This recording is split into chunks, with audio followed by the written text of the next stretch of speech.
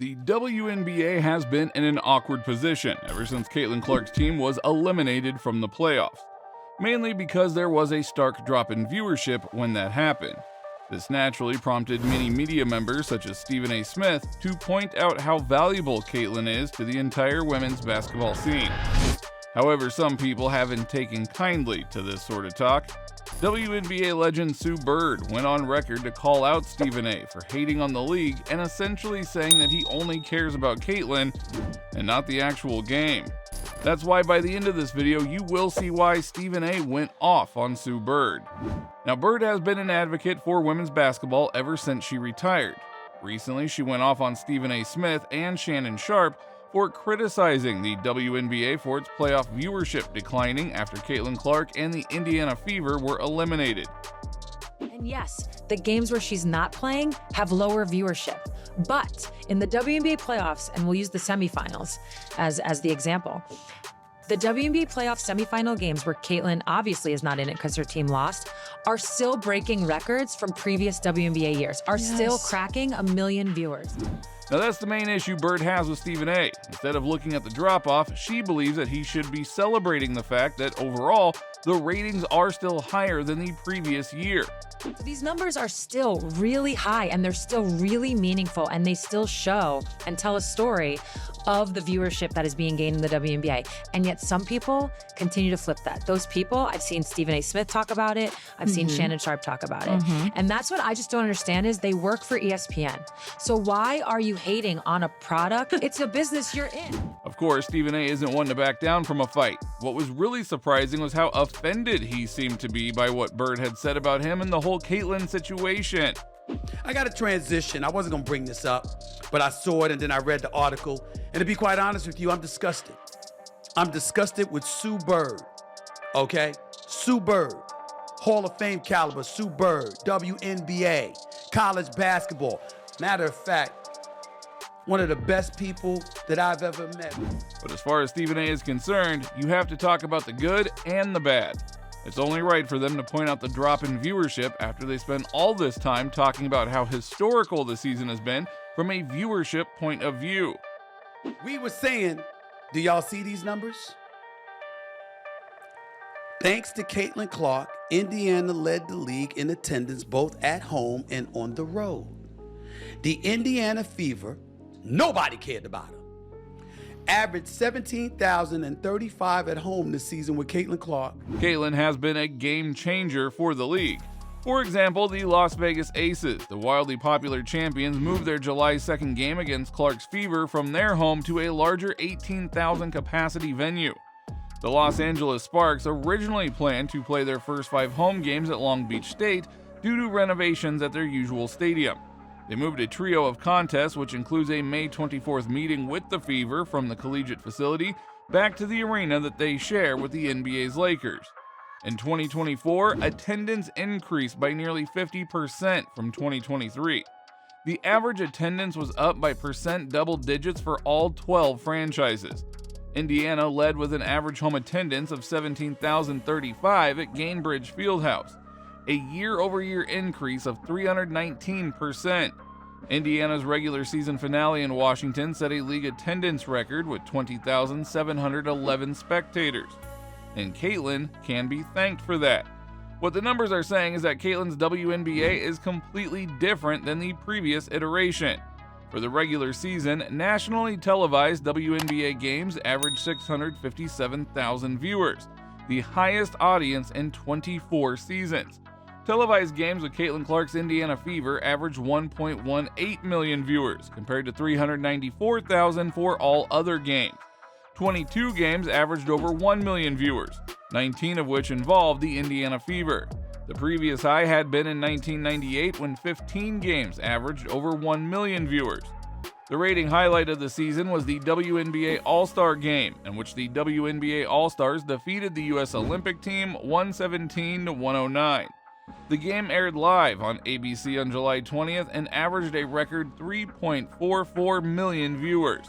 By comparison, last season's All-Star Game, another primetime contest, averaged 850,000 viewers. We should have seen this trend coming. I'm not finished. Attendance for the entire league is up nearly 50% this year, according to data from across the timeline. And Indiana leads all teams with an average attendance of 17,035, up 319% from a year ago. All other teams still grew. Her draft also became the most viewed WNBA event since 2000, when the Liberty played the Houston Comets in a May contest. Caitlin's highly anticipated WNBA regular season debut, perhaps unsurprisingly, broke ESPN's WNBA viewership record. Before this season, the WNBA had no game with more than 1 million viewers since 2008. The Indiana Fever rookie scored 20 points as 2.1 million fans watched across ESPN2, ESPN Plus, and Disney Plus. It was the most watched WNBA game on any ESPN platform in history. The Fever-Sun matchup peaked at 2.3 million viewers. The most watched regular season game was between the Indiana Fever and Chicago Sky, with first-year WNBA rivals Caitlin Clark and Angel Reese. With Chicago defeating Indiana 88-87, the game aired on ESPN on June 23rd and averaged 2.35 million, the most watched WNBA game in 23 seasons. The previous week, another Indiana-Chicago matchup on CBS averaged 2.25 million viewers. He said merchandise sales are also up 450% for the WNBA, according to Fanatics, and Clark was the top-selling player and is fifth amongst athletes across all sports. Fanatics also reported a 100% increase in sales. Stephen A's main issue was the fact that when Caitlin was doing all of this, she didn't receive her flowers. Instead, people tried to diminish her greatness. What Shannon Sharp and I were guilty of saying was that not enough folks were appreciating it and riding the tide. A rising tide lifts all boats. People weren't doing it. Not you, not most of the league, but some. Was that not proven by the way Cheryl Swoops acted? But now that tide is gone. Caitlin's team is officially out of the playoffs, and we are seeing the ramifications of it. The first weekend of the WNBA playoffs without the rookie superstar was eye-opening, to say the least. With Caitlin playing, the WNBA drew a record 1.84 million viewers to her first playoff game against the Connecticut Sun back on September 22nd while competing with an NFL Sunday. She followed it up with another record audience of 2.54 million viewers for Game 2. Astronomical impact she has had compared to others. How Team USA was stupid for not putting her on a team to make sure you help uplift the sport even more. Don't y'all want a greater profile? Don't y'all want more notoriety? Don't y'all want more hype? I understand that it's going on still without her now that she's out of the playoffs because the games have been great. But the worst possible outcome happened for the WNBA. Caitlin and her team lost both games and were officially eliminated from the playoffs. The first game between the Aces and Liberty, a rematch of last year's WNBA Finals between two of the league's most popular and successful teams, drew an audience of 929,000, ESPN announced. This is 50% less than the Fever's Game 1 against the Sun. Still, it was historically good for any WNBA playoff game that doesn't involve Caitlin, as it was better than any of the TV numbers for the finals games between the two teams last year.